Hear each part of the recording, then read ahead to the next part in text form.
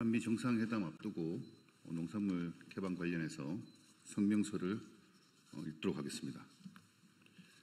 8월 15일 한미 정상회담을 앞두고 농심이 크게 흔들리고 있습니다. 농산물 추가 개방, 검역 완화로 대표되는 비관세 장벽 철폐 문제로 인해 우리의 식량 주권과 국민 먹거리 안전이 위협받지 않겠느냐는 우려 때문입니다.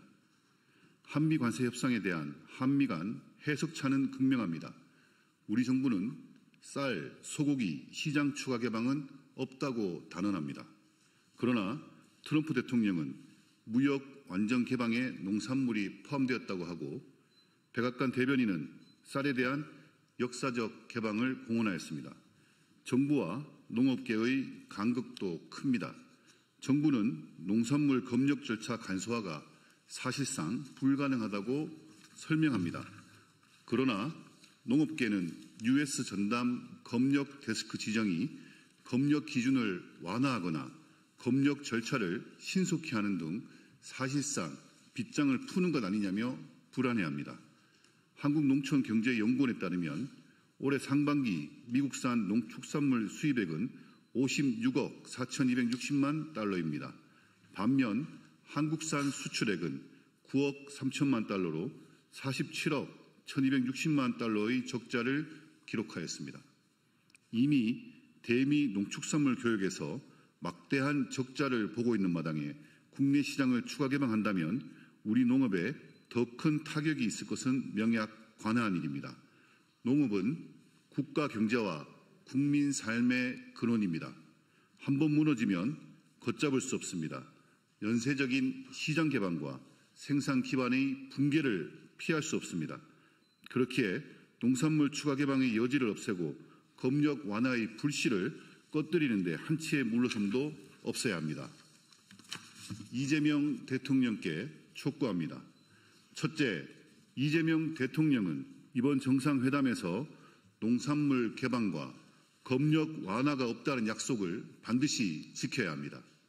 정부와 대통령실은 한미 관세 협상 이후 수차례에 걸쳐 쌀, 소고기의 시장 추가 개방은 없다. 농산물 검역 절차 간소화는 사실상 불가능하다고 호언장담하였습니다. 국민 먹거리는 안전이 최우선이며 검역은 속도보다 철저함이 우선입니다. 따라서 어떠한 추가적, 우회적 조치도 있어서는 안 될 것입니다.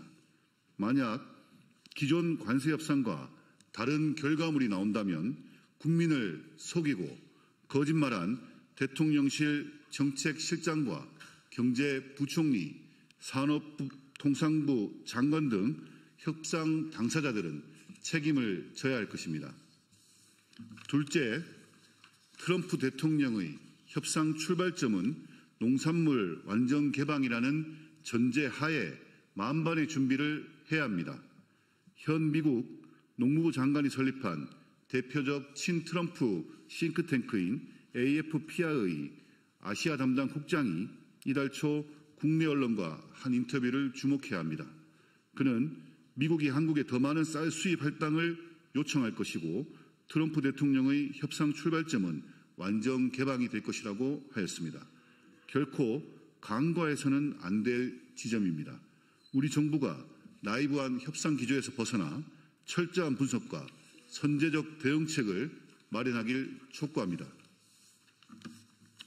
셋째, 성공적인 협상의 핵심은 국내 이해 당사자와의 긴밀한 소통을 통해 국내 대책 마련을 협상과 동시에 병행해 나가는 것입니다.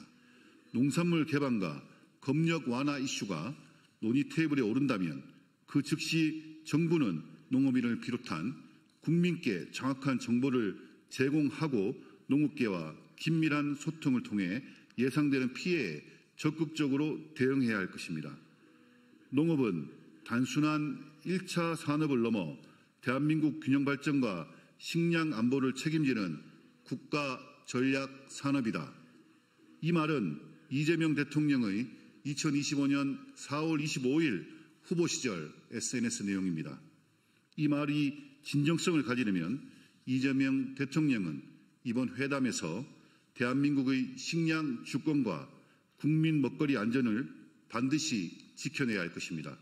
국민의힘이 똑똑히 지켜보겠습니다. 2025년 8월 21일 국회 농림축산식품 해양수산위원회 국민의힘 의원 일동. 감사합니다.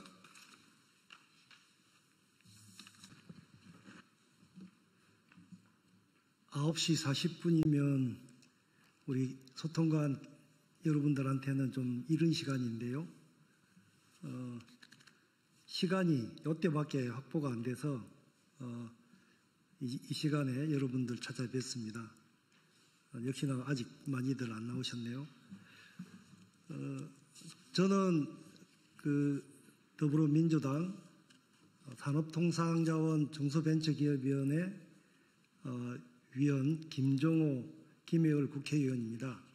오늘 제가 이 자리에 선 이유는 최근 웨스팅하우스와 한수원 한전 간의 비밀 불공정 협정 내용이 언론에 보도되고 있습니다. 뿐만 아니라 이것 때문에 또 체코 원전에 대해서도 불가피하게 재조명이 필요하다고 봅니다. 이 상황에서 우리 원자력의 안전과 미래에 대해서 고민하고 책임 있는 과학자들께서 연대 모임을 준비하고 계신데 이분들께서 원자력 정책의 대전환을 촉구하는 그런 의견을 여러분들께 국민들께 말씀드리고자 하고 또 그런 내용을 정책 보고서를 국회나 정부에 제출하고자 한답니다. 그래서 오늘 일단 제가 산자위 위원이고 또 원전 관련해서 지속적으로 추적해왔던 입장에서 제가 이 주선을 하게 되었습니다.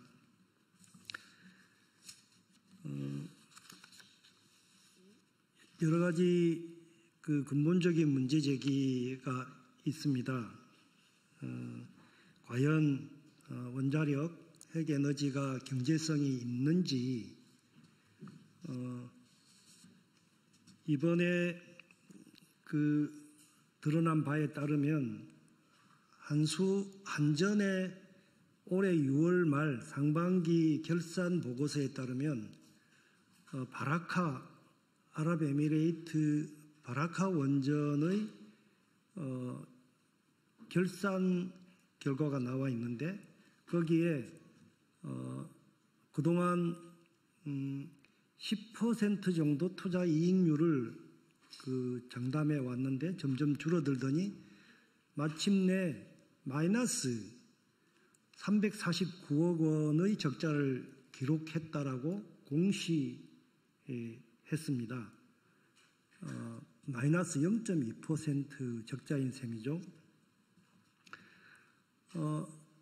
웨스팅하우스하고 비밀협정 드러난 내용에 따르면 원전 1기당 앞으로 한수원이 웨스팅하우스에게 지불할 기술 사용료 로열티가 한 기당입니다. 1억 7,500만 불, 우리 한화로 2,400억 정도 됩니다. 뿐만 아니라 6억 5천만 불, 대략 9천억 정도 되는 핵심 기자재 물품, 용역 등을 의무적으로 웨스팅하우스에 구매를 해야 됩니다. 핵 연료봉 마찬가지로 100% 현재 되어 있는 바라카 원전이나 두코바니 원전 핵 연료봉도 100% 웨스팅하우스가 의무적으로 웨스팅하우스에서 구매를 해야 됩니다. 완전히 속빈 강정, 안고 빠진 찐빵 꼴입니다. 이것을 체코 두코바니 원전에 적용하게 되면 전례 없이 저가 수주에다가 확정 가격에 적기 준공까지 공약한 마당에 현지 물품과 기자재 조달이 60%, 현지인 우선 고용, 게다가 부족한 재원의 금융 지원까지 보탠다면 이거는 그야말로 적자수철은 불문가지 물어보나 마나라고 보여집니다. 이 내용들을 한수원과 한전 또 감독기관인 산자부는 다 비밀에 붙였습니다. 비밀 의무를 준수해야 된다는 그 방어막 뒤에 숨어서 국민의 혈세를 무책임하게 그렇게 바쳤습니다. 특히 한수원과의 비밀협정은 50년 계약입니다. 이거는 원전뿐만 아니라 특허 기술의 사용 기한이 20년인데 50년이면 이거는 종신 평생 노예 계약과 마찬가지입니다. 이런 불평등한 계약을 한 윤석열 정부, 산자부 장관이나 한수원, 한전 사장들 책임을 져야 할 것입니다. 뿐만 아니라 이게 앞으로 소형 원전까지도 미래의 전략적인 산업이라고 보여지는데 이 부분도 완전히 웨스팅하우스의 기술 자립성 검증을 통해서 승인받아야 개발할 수 있습니다. 아직 설계도 또 실증도 안 된 이 소형 모듈 원전에 대해서 앞으로 우리 한국 원전 산업의 미래 가능성마저도 송두리째 미국 웨스팅하우스의 종속을 자초한 그런 불평등한 내용 독소조항입니다.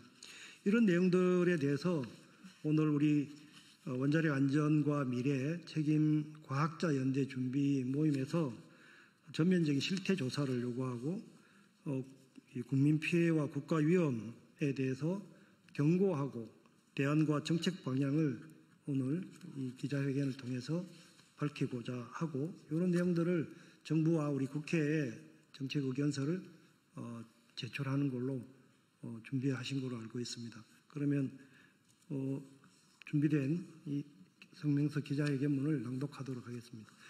먼저 그러고 오늘 참석자를 소개하면 원자력 안전과 미래 이정윤 대표님 오셨습니다. 예. 그리고 최무영 서울대 물리천문학부 명예교수님 오셨습니다. 그리고 백도명 서울대 보건대학원 명예교수님 참석하고 계십니다. 그리고 홍태룡 책임과학자연대 준비 모임의 회원이십니다. 자, 그러면 기자회견문을 낭독하도록 하겠습니다. 누가 먼저 하실 건가요? 좀 낮춰드릴까요? 괜찮습니다.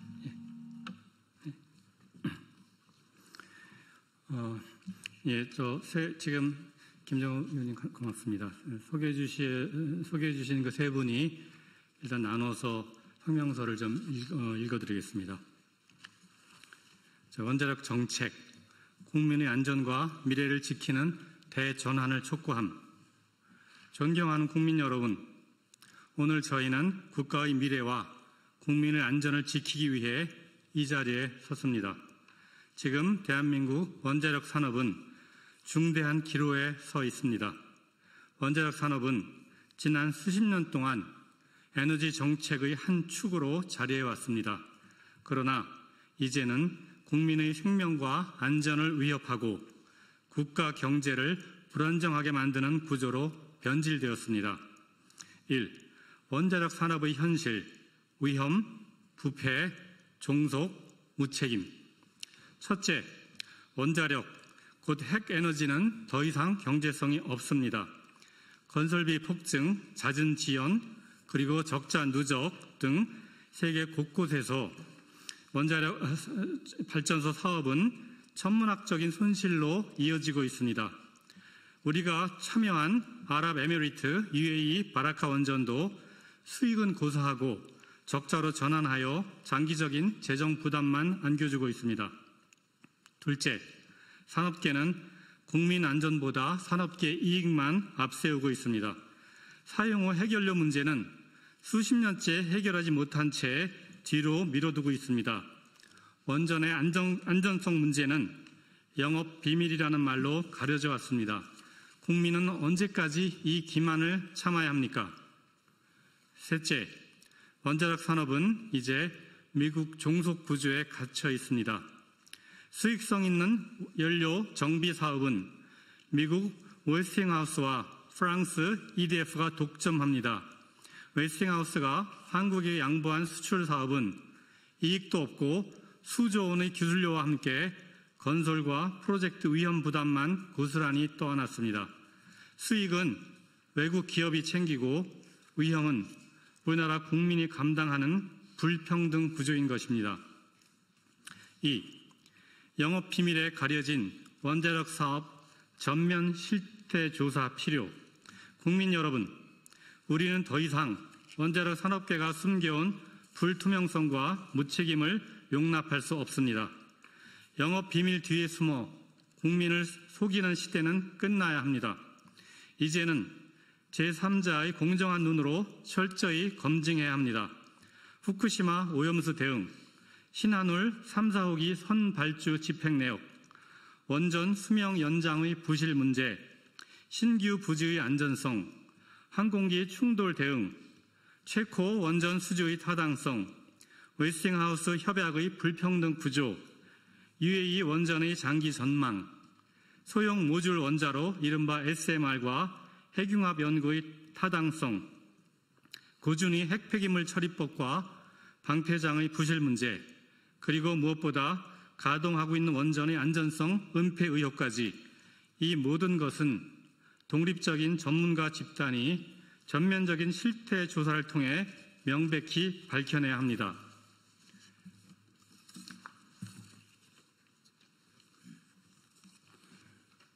이어 말씀드리겠습니다. 국민 피해와 국가 위험, 이 모든 지금까지 말씀드렸던 문제의 구조에서 가장 큰 피해자는 바로 국민입니다. 국민 세금과 국책금융보증으로 추진된 원전 건설 사업은 부실한 시공, 은폐로 국민 안전을 위협하고 있습니다. 핵 폐기물과 장기 채무는 고스란히 미래 세대에 전가됩니다. 이것은 단순한 산업계 문제가 아니라 국민 모두의 생존 문제입니다.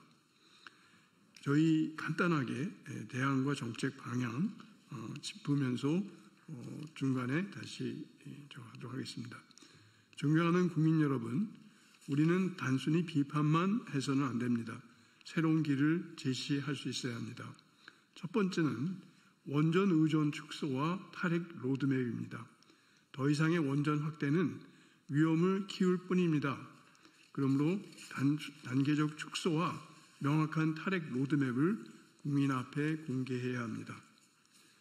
대안으로 재생에너지와 새로운 에너지 안보, 우리의 미래 에너지는 태양광과 풍력을 비롯한 재생에너지와 에너지 저장 장치에 있습니다. 이는 분산형으로 에너지 민주화와 안보를 가능케 하고 최적화된 수요 관리 에너지 효율과 함께 국민이 체감할 수 있는 안전망이 됩니다.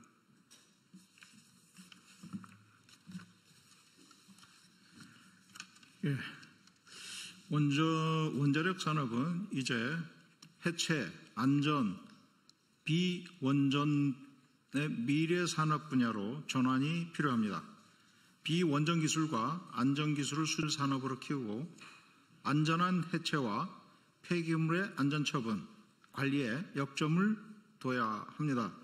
또한 미래지향적인 새로운 비원전 산업으로 일자리를 점진적으로 구조 전환해야 합니다. 이것이 보다 지속 가능한 진정한 신성장 동력입니다. 4. 핵무기를 포기하는 것이 오히려 안보를 강화합니다.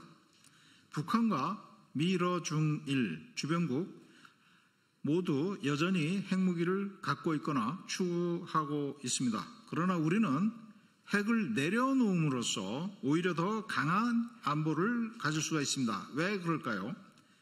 핵무기 또는 연관기술은 단지 불안한 안보의 추구에 불과하다는 것입니다. 그것이 입증되고 있고 국제사회와 모든 국가들의 불신과 제재를 받습니다. 반면 핵무기를 포기한 국가는 국제사회의 신뢰를 얻고 세계적인 외교적 중심에 서게 됩니다. 핵무기를 명확하게 내려놓고 투명한 에너지 전환을 선언한다면 우리는 세계에서 가장 강력한 도덕적 외교적 힘을 얻게 될 것입니다. 북핵 문제를 논의할 때도 우리는 더욱더 한국의 목소리가 설득력을 얻게 됩니다. 우리는 안보에 있어서 핵무기가 아니라 국제적 신뢰와 외교적 우위에서 우리의 외교적 힘이 생기는 것입니다. 한미 동맹은 유지하되 종속은 거부해야 합니다. 우리는 굳건한 한미 동맹을 존중하지만 종속은 거부해야 합니다. 우리는 대등한 위치에서 협력해야 합니다. 원자력 관련 불평등한 계약을 바로잡고 국민 안전과 국가 자율성을 최우선으로 두어야 합니다. 불투명하고 평등하지 않은 협약은 체결할 이유가 없습니다. 이재명 대통령께 말씀드립니다. 온갖 졸속과 의혹 투성이로 체코와 맺은 듀코바니 원전 계약과 웨스팅하우스와 맺은 협약에 대해 진상조사를 철저히 하고 법과 규정에 어긋나고 원칙과 절차를 지키지 않은 내용이 확인되면 즉각 책임자를 문책하고 협약과 계약을 파기하고 재협상 검토할 것을 해당 기관에 지시 요구해 주시기 바랍니다. 진정한 동맹은 종속이 아니라 협력 관계로 가능합니다. 마지막으로 국민과 함께하는 다짐입니다. 존경하는 국민 여러분, 우리는 원자력 산업의 어두운 장막을 이제는 걷어내야 합니다. 국회와 시민사회가 앞장서서 독립조사팀을 구성하여 국민과 함께 가려진 진실을 밝히는 전면 실태 조사를 추진해야 합니다. 국민의 알 권리를 지키고 미래 세대의 안전을 보장해야 합니다. 국민의 생명보다 소중한 산업은 없습니다. 국민의 안전보다 우선되는 사업은 없습니다. 이제 우리는 원자력의 족쇄를 벗고 국민의 생명과 미래를 지키는 새로운 길로 나아가야 합니다. 국민과 함께 진실을 밝히고 책임을 묻고 더 안전하고 더 책임있는 대한민국을 위해 감사합니다. 책임과학자 연대 원자력 안전과 미래 이상입니다. 감사합니다. 이상으로 기자회견 마치겠습니다. 차렷 경례.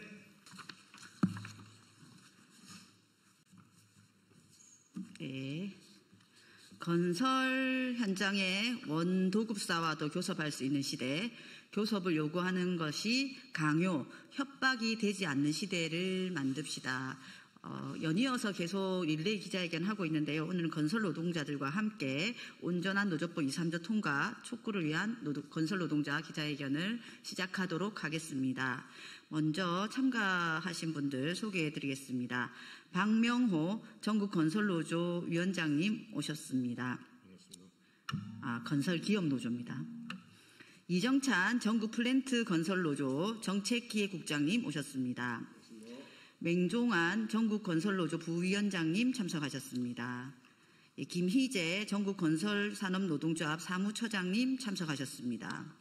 소영호 건설노조 정책국장님 참석하셨습니다.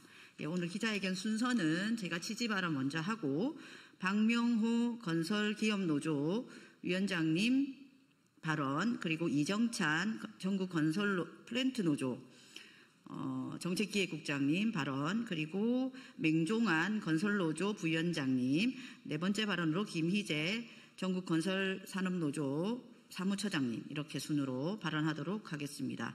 기자회견문은 자료로 대체하도록 하겠습니다.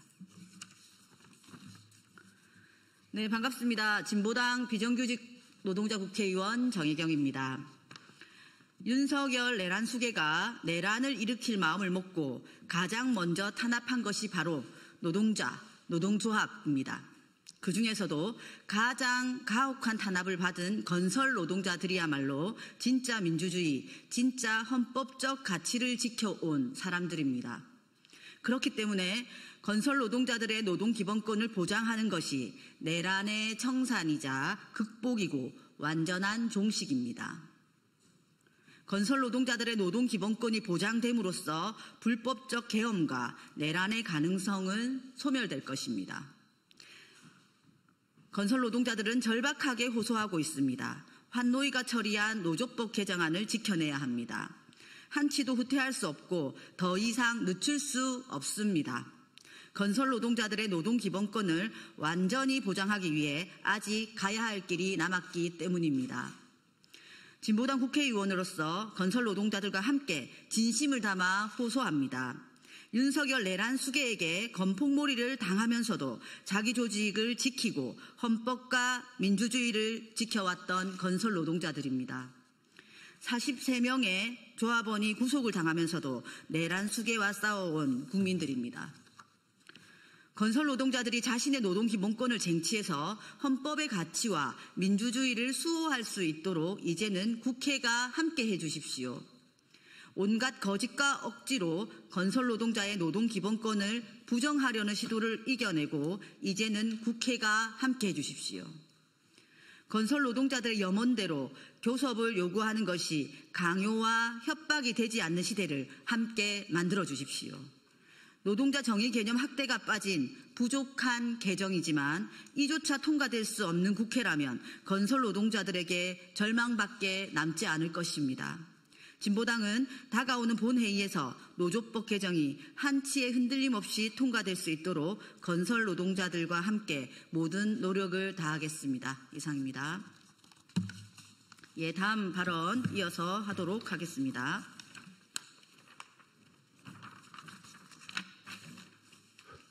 네, 반갑습니다. 저는 전국건설기업노동조합위원장 박명우입니다.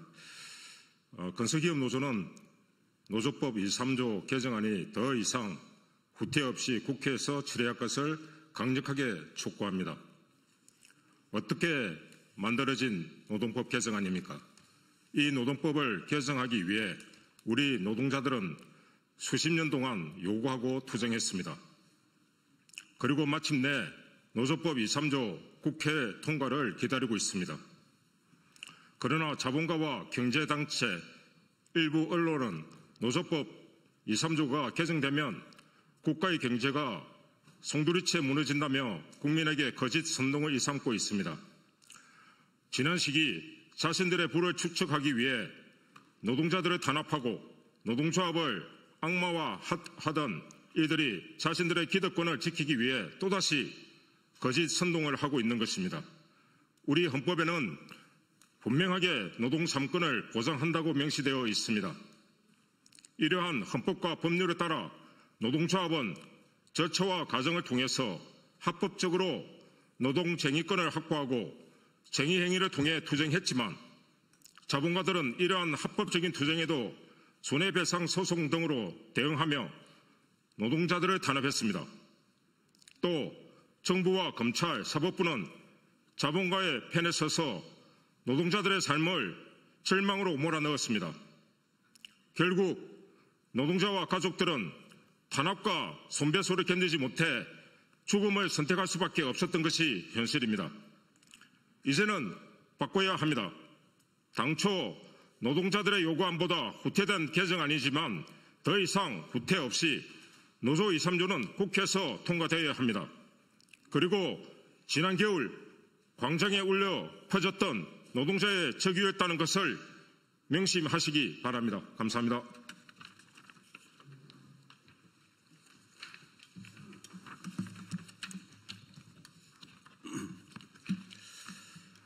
기자 여러분, 참가자 여러분 반갑습니다. 전국 플랜트건설 노동조합 정책기획국장 이정찬입니다.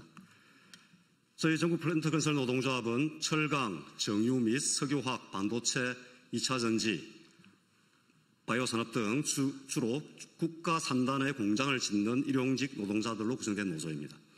저희 노동자들은 생산 공장의 기계장치와 설비를 설치하고 정비와 유지보수를 담당하고 있습니다. 따라서 저희는 우리나라 굴지의 대기업과 중견기업을 발주처와 원청으로 하는 현장에서 일을 하고 있습니다. 저희들은 포항과 여수, 광양, 울산, 대산 등 지역의 플랜트 설비 관련 전문 건설 업체, 즉 하청 업체들로 구성된 사용자 단체와 임금과 노동복지 조건에 관한 교섭을 진행해 오고 있습니다. 매년 교섭은 장기화되고 있으며 작년의 경우 해를 넘기는 파행적 상황을 매년 맞이하고 있습니다.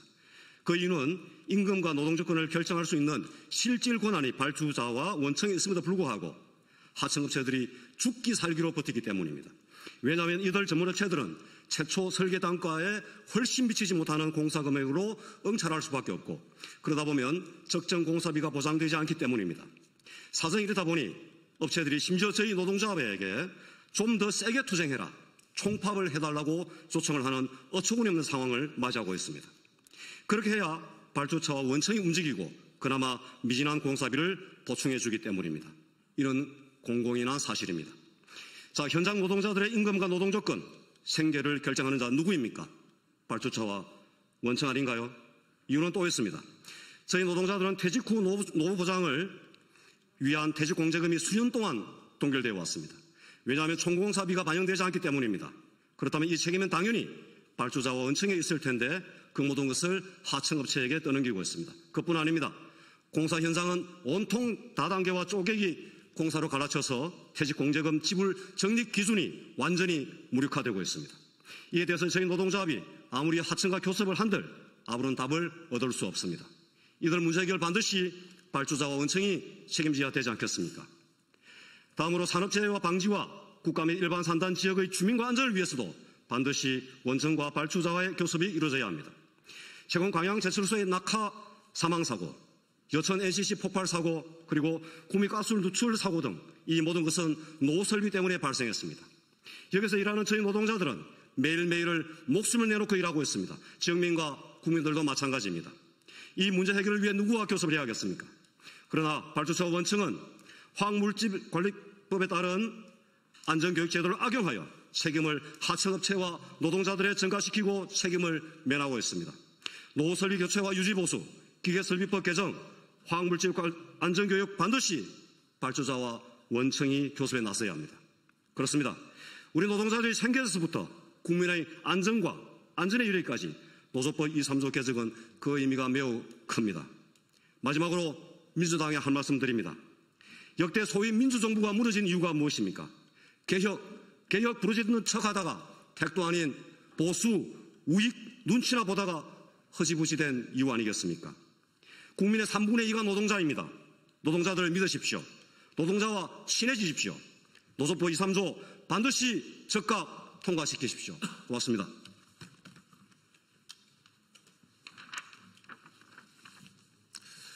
네, 반갑습니다. 노조법 2, 3조 개정을 위해서 헌신부태했던 건설노조입니다. 부위원장 명종환입니다. 건설 노동자들은 노조법 2, 3조 개정을 신속하게 처리되기를 학수고대하고 있습니다. 우선적으로 몇 가지만 말씀드리면, 우선 원청의 사용자성에 대한 범위를 확대되는 것에 대해서 적극적으로 지지하고 있습니다. 내용인즉슨 현장으로 보면, 건설 현장에서 보면 원도급사인 원청이 지배적 권한을 가지고 현장을 좌지우지하고 있다는 것이 여실히 알고 있음에도 불구하고 막대한 이유는 가져가고 있지만 권한과 책임을 지지 않고 있는 것이 현재 원도급사의 행위입니다. 하기에 원도급사의 행위를 강제하고 조정하고 대화를 통해서 통제할 수 있다고 하면은 노동조합과 함께 원도급사가 대화를 통해서 교섭을 통한 대책을 수립해야 된다 판단하고 있습니다.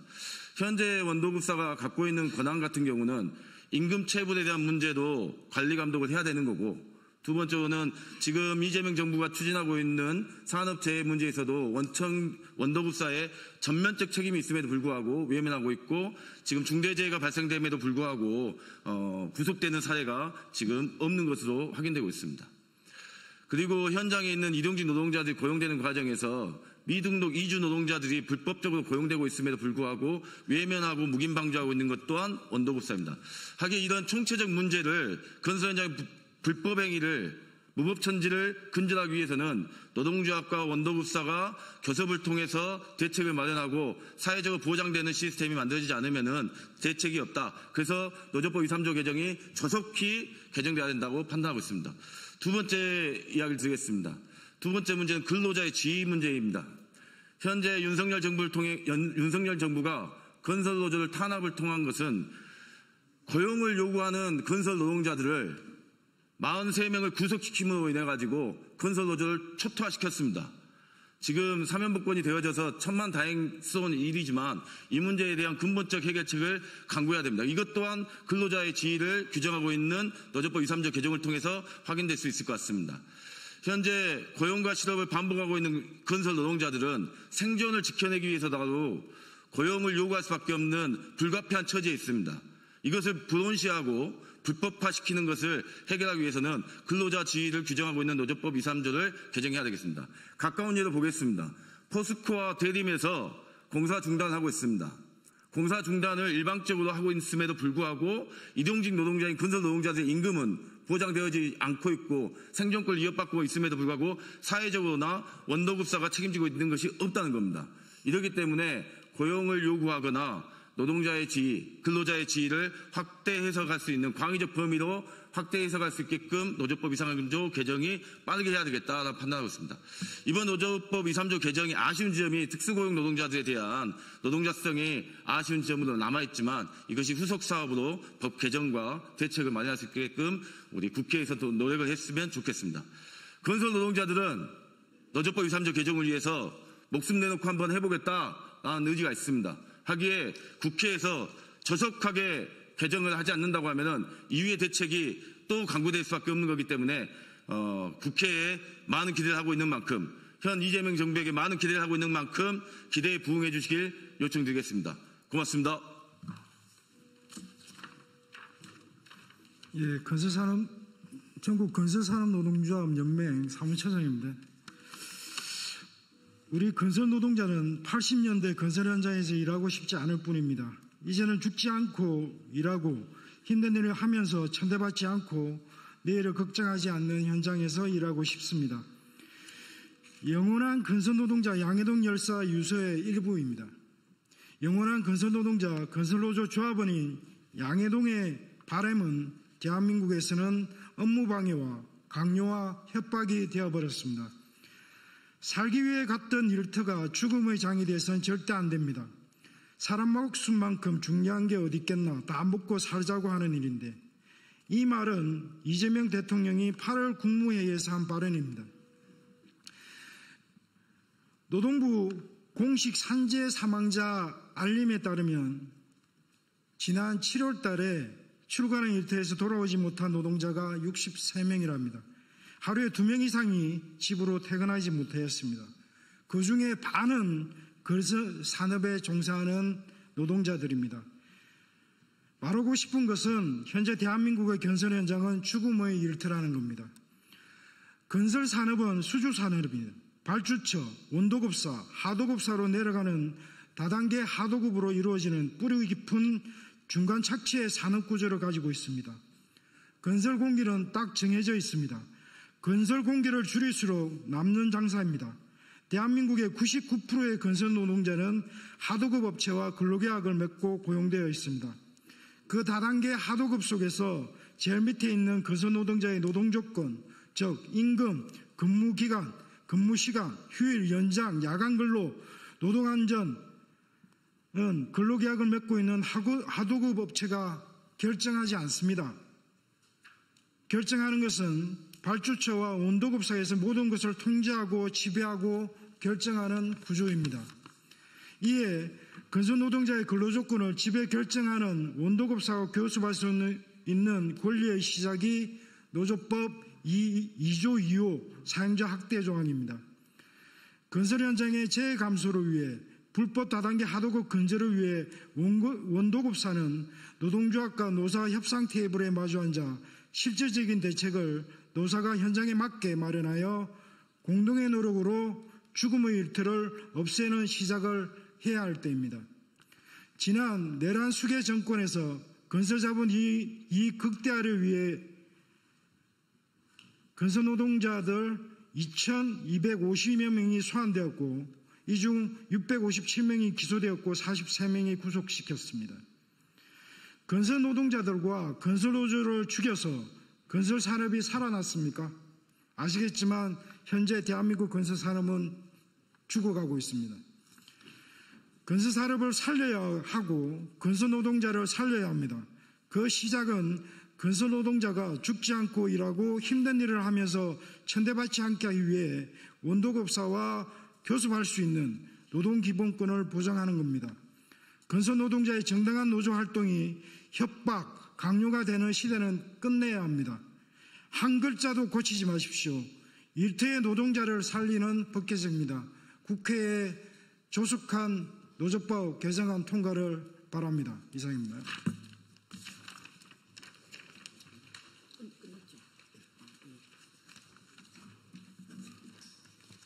예, 노조할 수 있는 권리는 헌법적 가치입니다. 그동안의 비정규직 양산의 책임과 책임을 지지 않았던 것은 정부와 정치입니다. 그리고 기업입니다. 이들에 대한 책임을 질 수 있도록 노조법 2, 3조는 가장 기본의 법입니다. 빠르게 즉각적으로 통과될 수 있도록 우리 기자 여러분들 많은 관심 부탁드리겠습니다. 예, 이것으로 기자회견 마치도록 하겠습니다.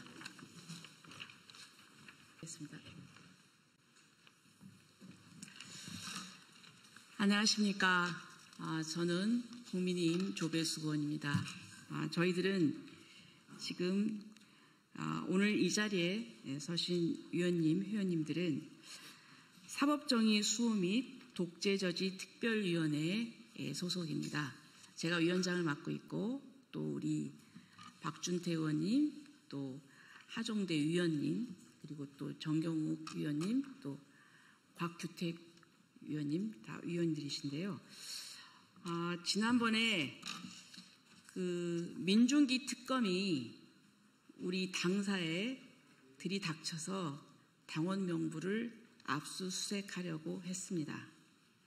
그러나 이것은 유법한 압수수색 영장 집행 시도이고 이것은 더 나아가서 정당 민주주의의 근간을 흔드는 것입니다.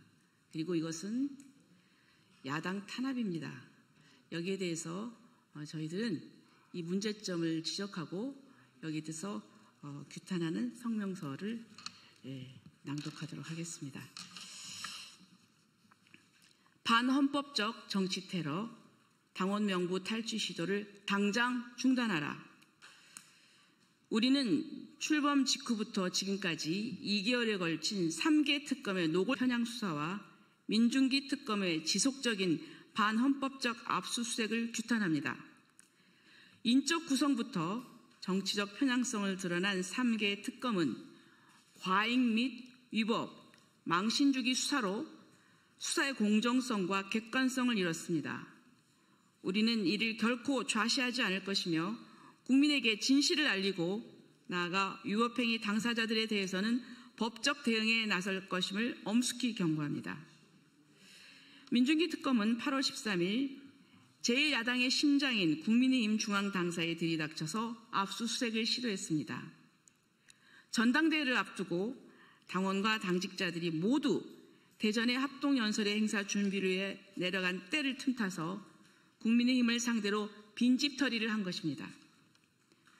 국민의힘은 내일 22일 전당대회를 앞두고 있습니다. 당의 지도부를 뽑는 전당대회가 정당에 있어서 어떤 의미를 갖는 것인지는 다 잘 아실 것입니다. 정당의 가장 중요한 행사이자 정치적 축제입니다. 특검은 축하는 하지 못할 망정 찬물을 끼얹고 죄를 뿌렸습니다. 이 사태로 우리 당의 명예는 실추되었습니다. 참으로 야비합니다. 특검은 우리 당 500만 당원의 명부를 압수하려고 합니다.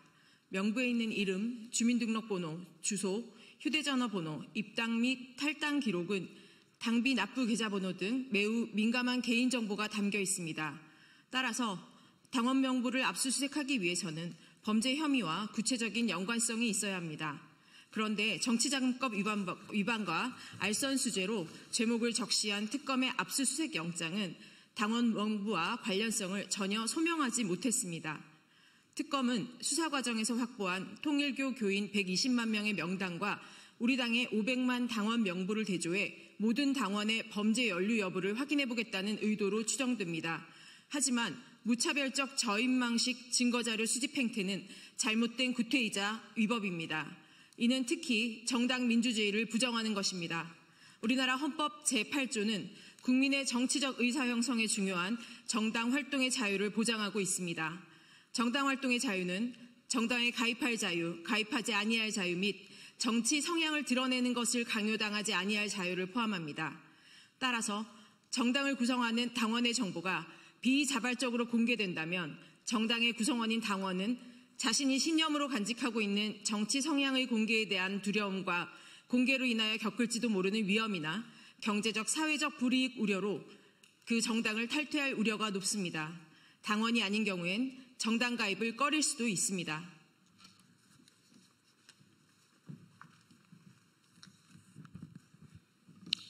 결과적으로 당원 명부의 공개는 정당 활동을 위축시킴으로써 정당의 설립 및 존속, 활동의 자유를 침해할 가능성이 높습니다. 따라서 당원 명부의 비밀 보장은 중대한 헌법적 가치이고 당원 명부의 공개는 엄격한 법적 절차에 따라 필요 최소한에 그쳐야 합니다. 또 당원 명부는 상당히 민감한 개인정보이기 때문에 당원 한 분 한 분의 동의를 얻어야 합니다. 수사기관도 그런 동의 없이 이것을 압수할 권한은 없습니다. 우리는 이처럼 압수수색 영장의 범죄 사실과 연관성이 없는데도 무작정 당원 명부를 내놓으라고 하는 것은 권한 남용이고 위법한 수사입니다. 당원 명부는 정당의 심장이자 존립의 근간인 핵심 자산입니다. 이를 통째로 빼앗겠다는 것은 야당인 국민의힘을 무력화하고 해체하겠다는 노골적인 정치 테러이자 자유민주주의 질서를 파괴하려는 반헌법적 쿠데타입니다.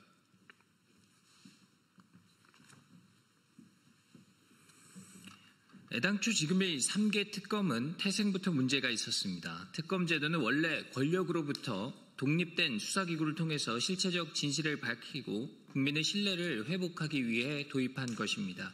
따라서 전통적으로 야당이 활용해 온 제도입니다. 그런데 지금 민주당은 여당이지 않습니까? 여당이 되었는데도 3개 특검을 동시에 출발시켰습니다. 검사만 120명에 수사관을 포함해 577명으로 초대형 매머드 특검입니다. 수사기간도 최장 170일에 이릅니다. 더 큰 문제는 특검의 정치적 편향성입니다. 특검은 정치적으로 중립적인 인사로 구성하는 것이 원칙입니다. 그럼에도 불구하고 특별검사 및 검사부의 정치적 중립성이 전혀 이뤄지지 않았습니다. 조은석 특별검사는 민주당 추천으로 감사원의 감사위원으로 근무한 바 있고 친민주당 성향임을 감추지 않는 인물입니다. 민중기 특검과 문홍주 특검부는 판사 출신으로서 좌편향으로 알려진 우리법 연구회 출신입니다. 이명현 특검은 병풍 조작 사건과 연루 의혹이 제기된 사람입니다. 3개 특검의 인적 구성만 봐도 특검의 수사가 과연 공정하고 객관적일 수 있을지 의문입니다. 정치적 수사 내지는 조작 수사 우려가 나오지 않을 수 없습니다. 게다가 3개 특검은 서로 경쟁하듯이 과잉수사, 위법수사, 보여주기식 수사, 망신주기식 수사를 계속하고 있습니다. 민중기 특검은 오늘 법원에 압수영장을 다시 청구하겠다고 합니다. 법원은 다시 발부해서는 안 됩니다. 만약에 영장이 다시 발부돼 특검이 이를 집행하려 한다면 우리는 중앙당사에서 정당 민주주의와 정당 민주주의의 수호와 대한민국 민주주의 미래를 위해 압수수색을 끝까지 저지할 것을 천명하는 바입니다. 우리는 또 특검이 행한 여러 잘못, 특히 위법한 것들을 낱낱이 기록하고 국민께 공개하되 위법을 저질한 검사 등에 대해서는 직권남용 등 혐의로 고발하는 등 법적 책임을 끝까지 물을 것입니다.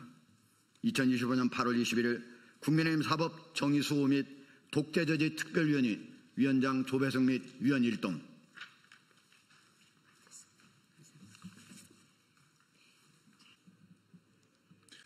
예, 시작하겠습니다. 진보당 수석 대변인 홍성규입니다. 두 가지 말씀드리겠습니다. 첫 번째입니다. 통일교, 국민의힘 중앙당의 거액 전달, 권성동 등 개인 일탈의 수준이 아닙니다. 그래서 압수수색 목숨 걸고 막고 있는 것입니까? 통일교 자금 수천만 원이 국민의힘 중앙당으로 흘러갔다. 특검이 통일교 지도부로부터 확보한 진술입니다. 20대 대선을 불과 며칠 앞두고 교단에서 받은 5천만 원 중에서 3,500만 원은 국민의힘 중앙당 후원회로, 1,000만 원은 윤석열 캠프의 현역 의원 후원회로 보냈다는 광역지구장의 구체적인 의견서가 나왔습니다. 이제 권성동 통일교 커넥션이나 김건희 통일교 커넥션이 아니라 국민의힘 통일교 커넥션이라고 불러야 할 판입니다. 대선을 앞두고 3,500만 원이라는 거액이 흘러들어왔는데 상식적으로 국민의힘 지도부나 중앙당에서 전혀 몰랐을 리가 없지 않습니까? 그러고 보니 국민의힘에서 지금 똘똘 뭉쳐 결사적으로 압수수색에 저항하는 이유도 다 여기에 있었던 것입니까?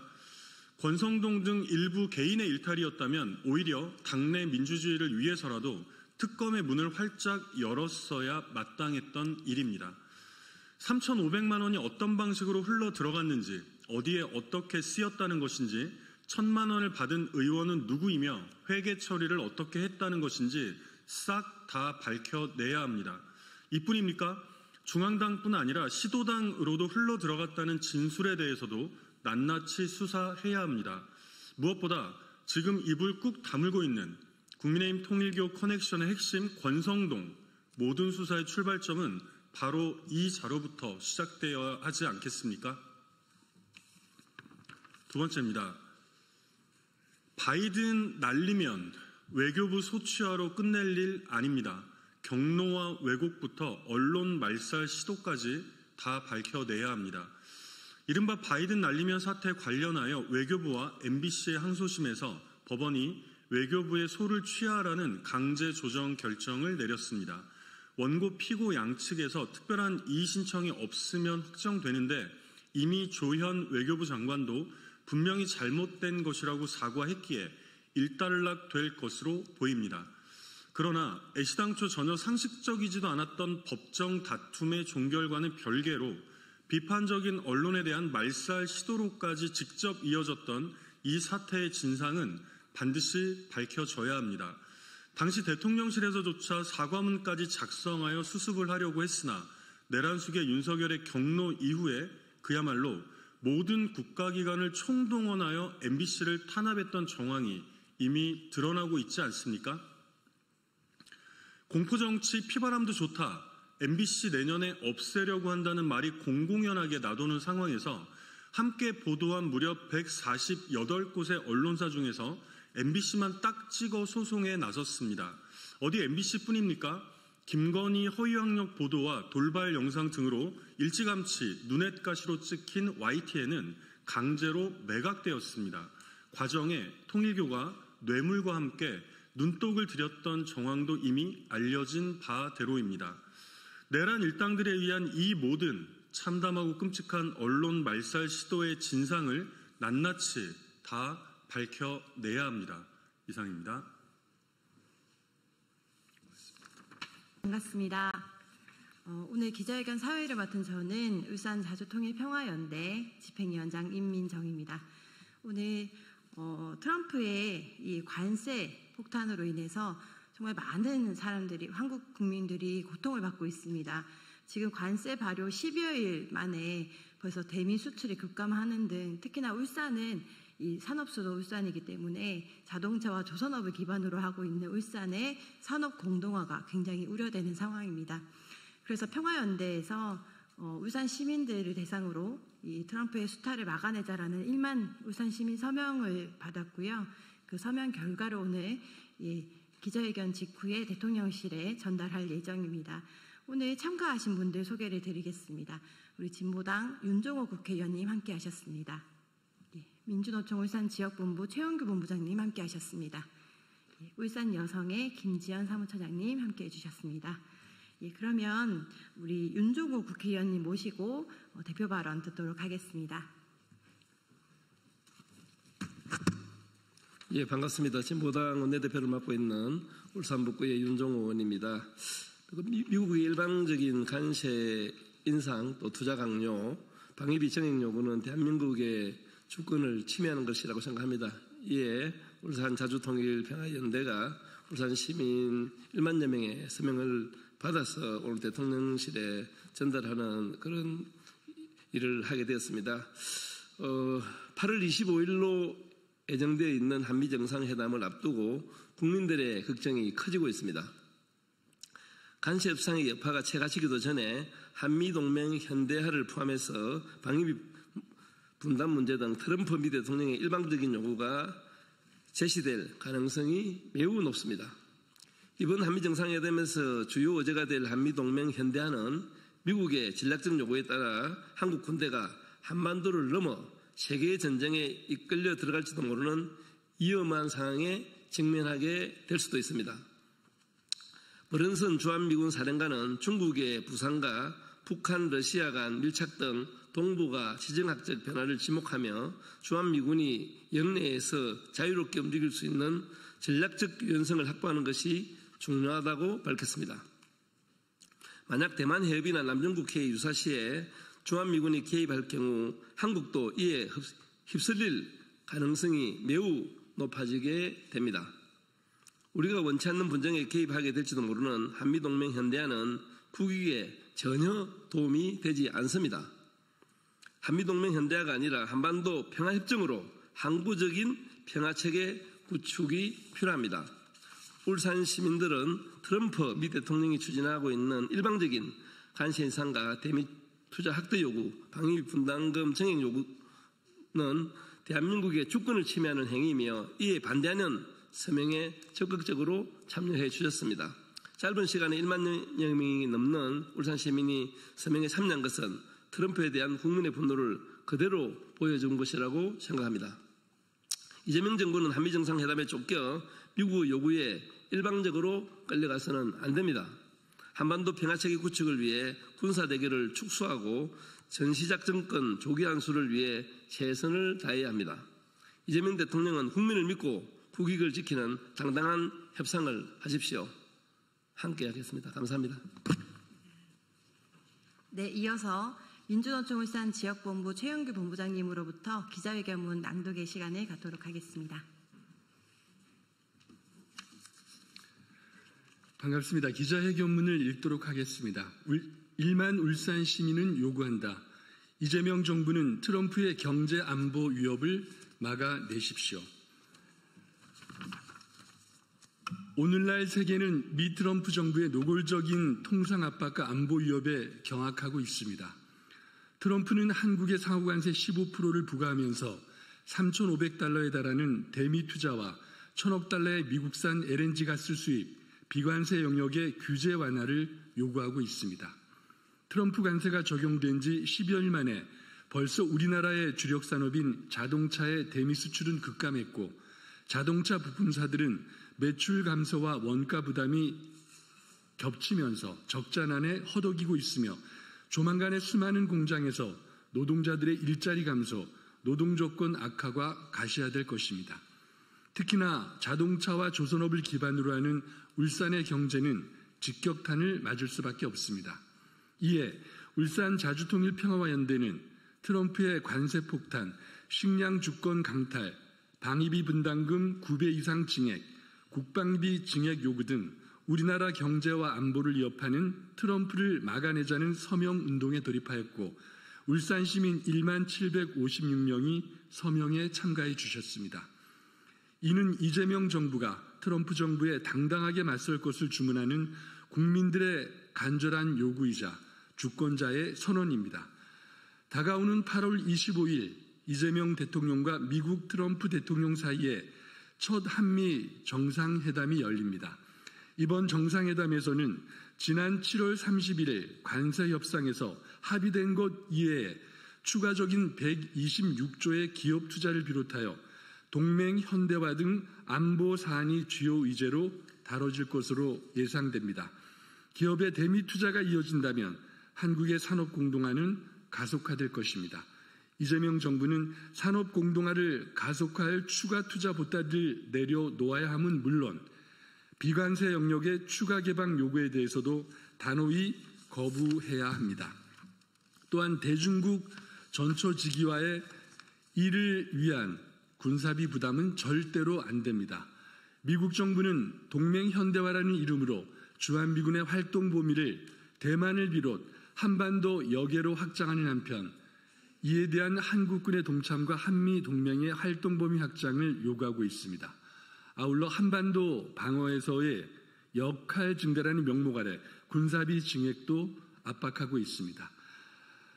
경제와 안보, 평화와 주권 단 하나라도 더 주어서는 안 됩니다. 이재명 대통령은 미국의 강도적 요구에 맞서 추가 농산물 개방, 검역 완화, 추가 대미 투자, 정보 주권, 중국의 대중국 전초 기지화를 위한 동맹 현대화와 국방비 증액, 주한미군 주둔비 인상에 단호히 맞서야 합니다. 주권자 국민을 믿고 당당히 맞서십시오. 2025년 8월 21일 울산 자주통일평화연대 국회의원 윤종우. 고맙습니다. 이 기자회견이 끝난 직후에 이 울산 시민들의 이재명 대통령이 트럼프와 당당하게 맞서라는 요구를 담은 서명을 용산 대통령실에 전달할 예정입니다. 이 기자회견에 함께해 주신 우리 기자님들 그리고 윤종우 의원님, 최영규 본부장님, 김지연 처장님 정말 감사드립니다. 고맙습니다. 네, 안녕하십니까. 더불어민주당 대변인 박지혜입니다. 8월 21일 온라인 현장 브리핑 진행하겠습니다. 고발로 특검 협박하지 말고 윤석열, 김건희 부부는 국민의 부름에 출석하십시오. 윤석열 측이 적법한 절차에 따라 체포영장 집행을 시도한 특검을 직권남용과 독직 폭행 혐의로 고발하겠다고 밝혔습니다. 이는 정당한 법 집행에 대한 정면 도전이자 수사 회피를 위한 노골적인 꼼수 협박입니다. 윤석열 씨는 속옷 차림으로 버티는 등 이미 2차례나 체포영장에 물리적으로 저항하며 영장 집행을 가로막은 바 있습니다. 이번에는 고발이라는 협박으로 더욱 적극적인 방해에 나섰습니다. 부창부수입니다. 김건희 씨도 진술을 거부하거나 선택적 답변을 늘어놓으며 특검의 조사를 방해하고 있습니다. 진술은 거부하면서 제가 죽어야 남편이 산다니 극우의 동정표라도 노리는 겁니까? 서울구치소를 나오며 당당히 어퍼컷을 날리던 윤석열 씨가 떠오르는 행태입니다. 윤석열, 김건희 부부에게 일말의 양심이 남아있다면 특검 수사를 정치 보복으로 몰아가려는 구태를 멈추고 국민 앞에 나서십시오. 특검은 국민의 의혹을 해소하기 위해 구속 만료 전까지 법과 원칙에 따라 철저한 수사에 나서 주십시오.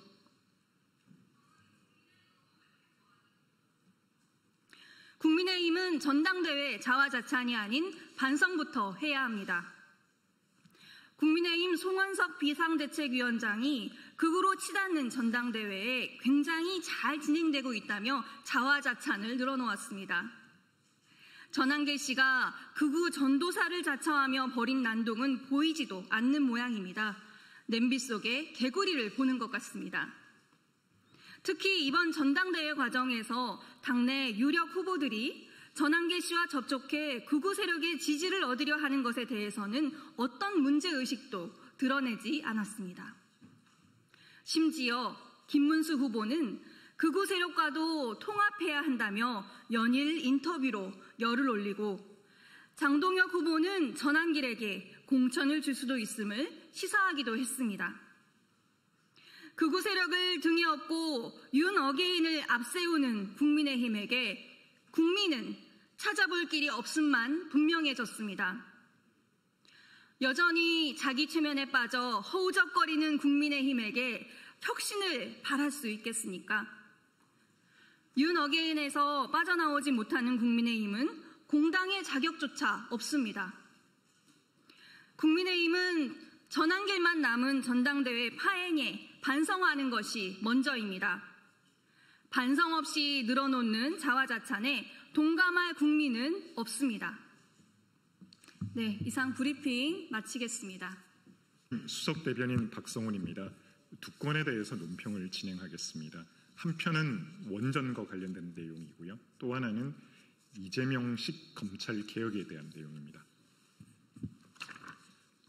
영화 한 편에서 시작된 민주당의 집요한 원전 혐오, 국익을 인질로 삼아 K원전의 미래까지 뒤흔드는 무책임한 선동을 즉각 중단하십시오. 문재인 정부 시절 영화 한 편에서 시작된 민주당의 탈원전과 집요한 원전 혐오가 이제 K원전의 미래까지 흔들며 국익을 정쟁의 제물로 삼는 지경까지 왔습니다. 해외 원전 수출에서 웨스팅하우스의 원천 기술을 활용할 수밖에 없는 우리의 현실을 외면한 채 민주당은 체코 원전 수주 과정에서 한수원과 웨스팅하우스 간의 계약에 매국적 계약이라는 극단적 프레임을 더 씌우며 국정조사까지 주장하고 있습니다. 국익보다 정쟁을 앞세우는 행태는 무책임하기 짝이 없습니다.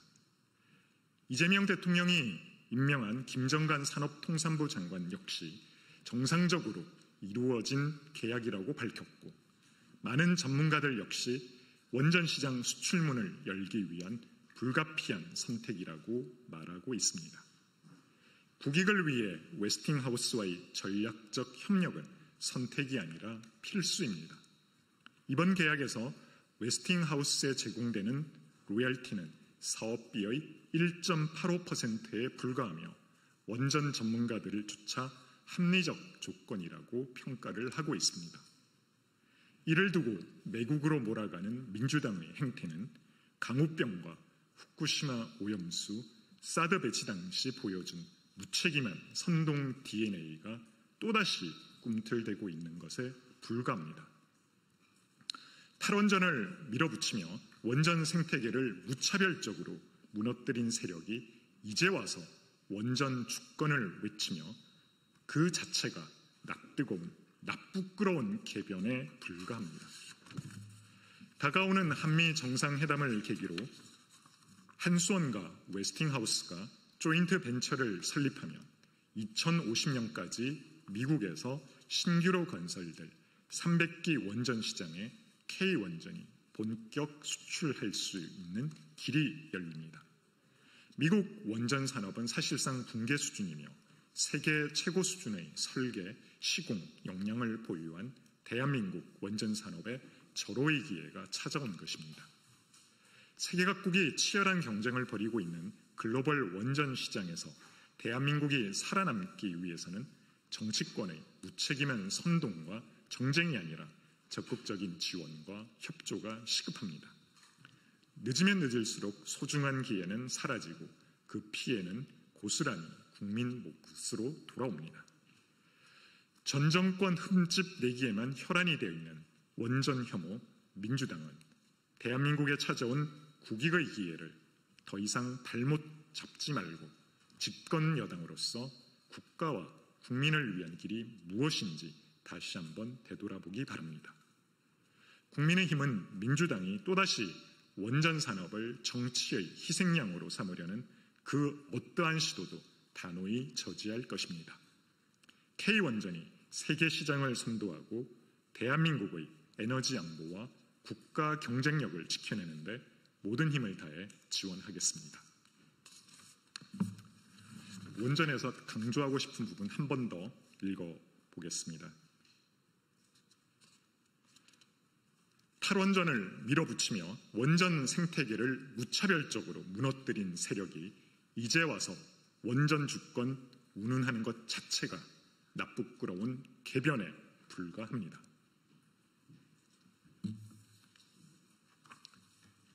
검찰개혁에 대한 논평입니다. 이재명 표 검찰개혁은 개혁을 빙자한 이재명 대통령과 민주당 방탄 획책이자 개혁의 탈을 쓴 정치 보복과 법치 파괴 시도입니다. 정부 여당이 기어이 검찰 죽이기를 위해 힘을 모으고 본격적인 시동을 걸었습니다. 이재명 대통령과 민주당 지도부는 어제 만찬 자리에서 수사 기소 분리를 담은 정부조직법 개정안을 추석 전 처리하기로 합의했습니다. 불과 며칠 전까지만 해도 공론하니 속도 조절이니 하던 입장이 돌연 강행으로 바뀐 것입니다. 이것은 단순한 행정 개편이 아닙니다. 대한민국 형사사법 체계의 근간을 흔드는 중대 사안입니다. 그럼에도 여야 합의도 사회적 수기도 국민적 동의도 없습니다. 속도전으로 포장된 졸속 입법은 이재명 정권의 오만과 불안의 방증일 뿐입니다. 더욱이 피고인 신분의 대통령이 직접 검찰 죽이기를 시도하는 모습은 국민 눈에는 그저 사적 보복이자 사적 방탄이라고 비춰질 뿐입니다. 권력과 당을 총동원해 사법체계의 근간을 뒤흔드는 사법정의에 대한 모독이자 정치 보복의 단초가 되는 시도입니다. 검찰청 간판을 없애고 수사와 기소를 억지로 찢는다고 정의가 살아나지 않습니다. 남은 것은 범죄 입증의 무력화, 국민 권리의 약화, 그리고 권력형 비리의 은폐일 뿐이며 그 피해는 고스란히 국민에게 되돌아올 뿐입니다. 여당은 이견 없는 개혁 추진이라 자화자찬하지만 실상은 문재인 정부 시작 시절 강행했던 검수완박 시즌2에 불과합니다. 개혁이라는 그럴싸한 포장지로 감추려 해도 이들이 추진하는 것은 헌정 파괴이며 헌법이 보장한 검찰의 지위를 조롱하는 위험천만한 폭주입니다.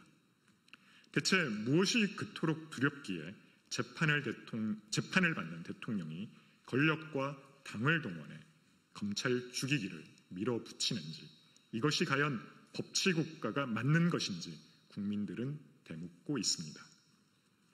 이재명 정권의 검찰 죽이기 시도는 결코 개혁이 될 수 없으며 방탄 입법과 보복 입법, 법치 파괴의 시작에 불과합니다. 사회적 합의 없는 폭주는 반드시 국민의 준엄한 심판으로 돌아올 것입니다. 강조할 부분 한 번 더 읽어보겠습니다. 남는 것은 범죄 입증의 무력화, 국민 권리의 약화, 그리고 권력형 비리의 은폐일 뿐이며 그 피해는 고스란히 국민에게 돌아갑니다.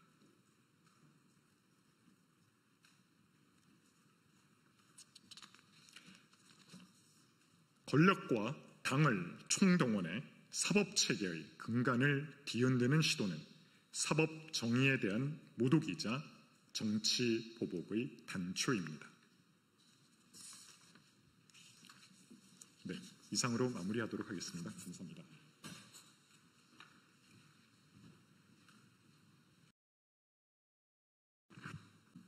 예, 진보당 원내대변인 정혜경입니다. 오늘 아침에 신문에 지금 발표되었던 요미우리 신문과 이재명 대통령과의 인터뷰 기사와 관련해서 말씀드리도록 하겠습니다. 대통령은 역사 정의를 바로 세울 각오로 한일 정상회담에 임하십시오. 이재명 대통령이 취임 후 첫 일본 방문을 앞두고 요미우리 신문과 가진 인터뷰에 대해 심각한 우려와 유감을 표합니다. 이 대통령은 과거사 문제에 대해 이전 정부 합의를 뒤집지 않겠다고 했습니다. 국가 간 관계에서 정책의 일관성을 강조하며 과거사 문제에 너무 매몰돼서는 안 된다는 표현도 있었습니다. 한번 되짚어 보겠습니다. 과거사 정리 안 되면 미래가 없다라는 생각을 버려라. 2년 전 윤석열의 말입니다.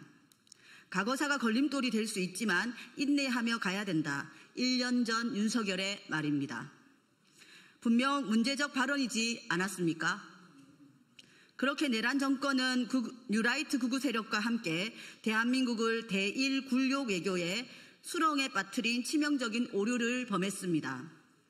이 대통령은 이번 인터뷰에서 위안부 합의, 강제동원 배상 문제에 대해 받아들이기 어려운 합의, 피해자와 유족의 명예, 일본 정부의 진심 어린 노력 필요 등을 언급했습니다.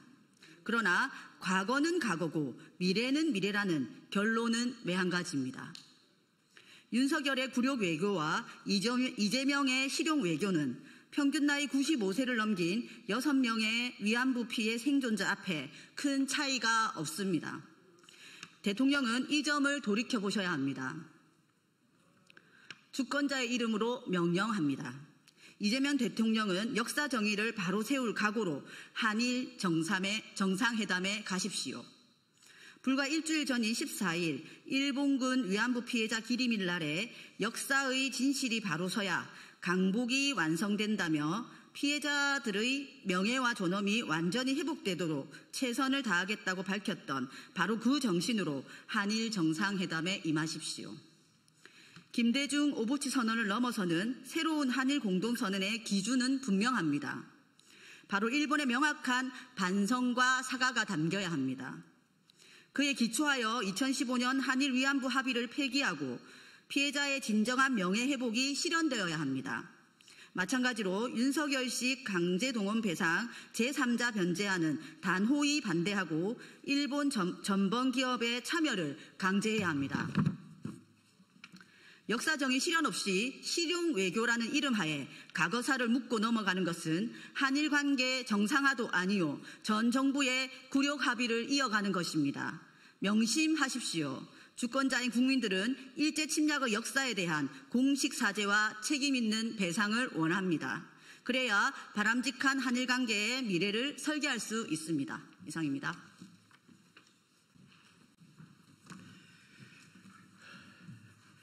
안녕하십니까. 국회 정무위원회 더불어민주당 간사 강준현입니다. 대한민국 유통산업의 한 축을 지탱해온 홈플러스가 회생 절차의 후폭풍으로 심각한 위기에 내몰려 있습니다. 사제 추진을 해서라도 문제를 해결하겠다던 약속을 저버리고 MBK 김병주 회장은 책임을 져버렸습니다. 그 사이 자금난은 더욱 심화되었고 그 피해는 고스란히 노동자와 자영업자 그리고 지역사회에 전가되고 있습니다. 내년까지 총 15개 매장이 문을 닫고 무급 휴직까지 예고되어 있습니다. 더 큰 문제는 사법부의 결정입니다. 회생계획 인가전 M&A 승인은 기업 정상화가 아닌 MBK의 먹튀 전략에 출구를 열어준 결정이라는 비판을 피할 수가 없습니다. 따라서 국회가 이를 바로잡기 위해서 더불어민주당 정무위원회 이름으로 기자회견을 진행하고자 합니다. 참석해 주신 의원님들을 소개하겠습니다. 이정문 의원님 모셨습니다. 김남근 의원님 모셨습니다. 박상혁 의원님 모셨습니다. 이강일 의원님 모셨습니다. 박범계 의원님 모셨습니다. 김현정 의원님 모셨습니다. 허영 의원님 모셨습니다. 김승원 의원님 모셨습니다. 민병덕 의원님 모셨습니다. 그럼 지금부터 더불어민주당 정무위원회 기자회견을 시작하겠습니다.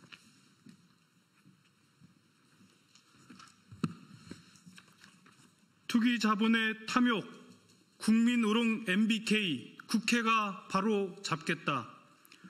홈플러스 사태는 단순한 경영 실패가 아니다. 이는 투기 자본 MBK의 탐욕, 법원의 잘못된 결정, 그리고 정치권의 지연이 빚어낸 총체적 위기이다. 그 결과 MBK는 웃고 노동자는 울고 있다. 입점업체는 무너지고 지역 상권은 붕괴되고 있다. 회생 절차 여파는 가혹하다. 홈플러스는 내년 5월까지 전국의 15개 매장이 순차적으로 폐점될 예정이다. 무급 휴직까지 예고되며 노동자의 생존권은 끝없이 흔들리고 있다. 그러나 MBK는 법원의 결정 뒤에 숨어 자구책 마련에 최선을 다하겠다던 국회와의 약속을 헌신짝처럼 버렸다. 이는 명백한 거짓과 위선이며 국회와 국민을 우롱한 행위이다.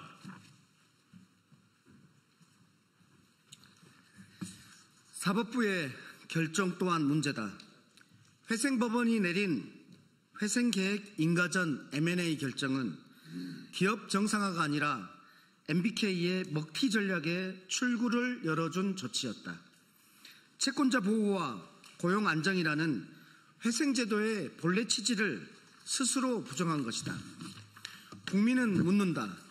사법부는 누구를 위해 존재하는가?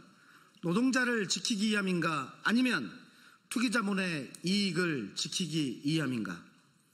청문회 개최의 명분은 이미 충분하다. 더는 늦출 이유도 자시할 여유도 없다. MBK의 위선과 책임을 철저히 규명하고 국회가 국민의 대표기관으로서 근본적인 대책을 수립할 것이다. 더불어민주당 정무위원회 위원 일동은 국민과 함께 MBK의 책임을 끝까지 규명하고 홈플러스 정상화와 노동자, 입점업체의 생존권 보장을 위해 모든 힘을 다할 것이다. 2025년 8월 21일 더불어민주당 국회 정무위원회 위원 일동. 네, 고맙습니다. 이상 민주당 정무위원회 기자를 마치도록 하겠습니다. 안녕하십니까. 대선 불법 현수막 대응특별위원회 위원장 김현입니다. 오늘 저희 더불어민주당의 공식 특별위원회로 통과가 되고 나서 첫 번째 기자회견을 갖도록 하겠습니다. 함께하신 의원님 소개해드리겠습니다. 최현일 위원이십니다. 김동화 위원이십니다. 내용은 강원모 변호사님도 함께했습니다. 내용은 우리 최현일 의원님과 김동화 의원님께서 발표하도록 하겠습니다. 네, 영동포갑 국회의원 최현일입니다. 기자회견문을 낭독하겠습니다. 대선 불법 현수막, 표현의 자유라는 이름으로 방치할 수 없습니다. 더불어민주당은 대선 불법 현수막이 대응하기 위해 8월 18일 최고위원회에서 대선 불법 현수막 대응 특별위원회를 설치하고 본격적인 활동에 돌입합니다. 특별위원장에는 김현 의원, 부위원장에는 김동화 의원, 위원은 국토위 소속 전용기 의원, 행안위 소속 최현일 의원, 홍보위원장 한웅현 위원장, 법률 자문을 위해 강원모 변호사, 이지수 변호사로 구성되었습니다. 향후 입법 제도 개선을 위해 행안위 소속 의원과 현수막 문제가 심각한 영남권 인사들을 추가 선임하여 전국적 대응을 전개할 것입니다. 최근 내일로 미래당을 중심으로 제21대 대통령 선거를 부정하는 허위 조작 정보 현수막이 전국에 걸리고 있습니다. 이재명 대통령과 시진핑 주석의 얼굴을 합성한 이미지와 함께 부정선거 주범을 수배합니다.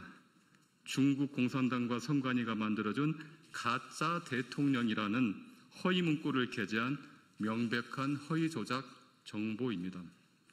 해당 현수막을 비롯하여 전국의 현수막을 통해 허위 사실을 유포하고 있는 내일로 미래당에 관련하여 경찰 수사가 진행 중에 있습니다. 대선을 이틀 앞둔 시점에 전국 고3 유권자를 타겟으로 카톡 인스타 검열이라는 허위 조작 정보를 유포한 배후의 시민단체는 보건학문인권연구소 김문희 대표입니다. 당시 김문희 대표는 본인의 페이스북에 자유민주당 이름으로 현수막 작업을 한다고 공지하고 보건학문인권단체의 계좌를 통해 후원금을 모금했으며 현수막에는 내일로 미래로 당이라고 직접 펜으로 써서 개처했습니다. 해당 현수막에 대한 다수의 신고를 접수한 서울 수서경찰서는 공직선거법 위반 혐의로 지난 8월 14일 보건학문 인권연구소 김문희 대표의 강남구 소재 자택을 압수수색하였고 악수물 분석을 마친 뒤 정식 소환 예정하여 조사할 예정입니다. 김문희 대표가 운영 중인 보건학문 인권연구소는 2020년 8월경 백신, 마스크, PCR 반대를 주장하며 설립했고 보건, 생활 건강을 내세우며 교육 분야의 좌파 교육, 혁신 교육, 성평등 교육 반대, 태극기 집회 참석, 부정선거 주장, 허위 조작 정보 전파, 김문수 지지 선언 등의 활동을 해오고 극우 유튜버와 함께 활동해 온 것으로 밝혀졌습니다. 더욱 충격적인 것은 불법 댓글 공작팀을 운영해온 리박 스쿨과도 깊은 인연을 맺고 있다는 것입니다. 노벨 문학상 수상자인 한강의 소설, 채식주의자 등을 유해 매체물로 지정하고 교육청과 학교의 폐기를 압박해오며 리박스쿨과도 인연을 맺고 있습니다. 수차례 리박스쿨 손효숙 대표가 이끈 단체들과 활동하거나 성명에 함께 이름을 올려왔고 손효숙 대표 주도로 만들어진 늘범학교 지지 범시민교육연합에도 참여했습니다. 더불어 자유 대한민국 건국 정신 바로 세우기 운동을 선포한다며 열린 이승만 건국 대통령 6.3 정읍선언 78주년 기념 행사에 참여 단체로 리박스쿨과 보건학문 인권연구소가 나란히 이름을 올리기도 했습니다. 우리 위원회는 해당 사건을 면밀히 대응하여 불법 댓글 공작부터 불법 현수막까지 끝을 알 수 없는 불법 행위에 연골고리대에 대응하도록 하겠습니다. 네, 다음으로 대선 불법 현수막 대응 특별위원회 활동 계획에 관해서 말씀드리겠습니다. 첫 번째, 현수막 정당에 대한 검증 및 관련법 개정입니다. JTBC 보도에 따르면 내일로 미래로 당은 타 사무실 주소를 빌려 선관위에 등록하고 현수막 개천만을 주 활동으로 하고 있습니다. 당대표가 이를 새로운 트렌드라며 자랑까지 하는 실정입니다. 강력한 법적, 정치적 조치가 필요하기에 우리 위원회는 정당법 적용 범위를 확대하고 현수막 정당의 폐단을 차단할 근본적 대안을 마련하겠습니다. 더불어 중앙선거관리위원회에 신고한 불법 정치자금권에 대한 조속한 수사를 촉구합니다. 두 번째, 선거관리위원회의 역할 강화 방안입니다. 국민소통위원회는 중앙선거관리위원회에 이재명 대통령 얼굴을 시진핑 주석과 AI로 합성한 허위 조작 정보 현수막에 대해 공직선거법 위반과 AI 생성형 이미지 관련에 대한 유권 해석을 요청했지만 정당법 제37조에 따른 통상적인 정당 활동으로서 제한할 수 없다는 답변만을 받았습니다. 중앙선거관리위원회는 표현의 자유를 보장하는 법조항과 현행 공직선거법으로는 제재할 근거가 부족하다는 입장을 밝혔습니다. 우리 위원회는 중앙선거관리위원회가 실효성 있고 책임 있는 대안을 가질 수 있도록 방안을 마련할 것입니다. 선관위는 부정선거 허위조작 정보 대응에 있어서 직접적인 연관이 있는 위원회인 만큼 적극적인 기조로 대응해 줄 것을 요청합니다. 세 번째, 법률 및 제도 개선입니다. 근본적인 문제 해결을 위해 법률 및 제도 개선 방안을 마련할 것입니다. 김병기 원내대표와 허철훈 중앙선거관리위원회 사무총장과 면담을 통해 선관위의 대응 방안 마련을 요청하였고 허위 선동 표현물에 대한 명확한 판단 기준 마련과 함께 철거 권한 및 실효적 제재 수단 확보를 위한 법령 개정 등이 시급하다는 점을 강조하였습니다. 법령 개정 등을 위한 전문가 토론회를 개최해 구체적이고 실효성 있는 법령의 기틀을 마련할 것입니다. 대선 불복 현수막 대응 특별위원회는 불법 현수막의 근절을 위해 법률 및 제도 개선안을 마련하는 데 노력하겠습니다. 다음으로 강원모 변호사께서 향후 법적 대응과 관련해서 간략히 말씀하겠습니다. 네, 반갑습니다. 저는 국회 교육위원회 소속 더불어민주당 고민정 의원입니다. 더 이상 이 극우화의 확산을 막아야 한다는 생각이 굉장히 강하게 들었습니다. 특히나 교실의 극우화 현상이 갈수록 심각해지고 있다는 점을 여러 뉴스와 언론 또 주변 상황들을 보시면서 많은 국민들께서 공감하시리라 생각이 듭니다. 그래서 저는 교실 극우화 방지 3법을 발의하게 됐음을 말씀드립니다. 준비한 원고를 읽겠습니다. 안녕하십니까. 저는 국회 교육위원회 소속 더불어민주당 고민정 의원입니다.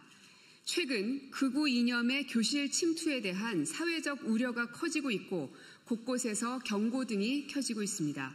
리박스쿨 사건이 대표적입니다. 극우적 역사관으로 무장한 리박스쿨은 극우 전사 양성을 목표로 교실에까지 침투해 충격을 준 바 있습니다.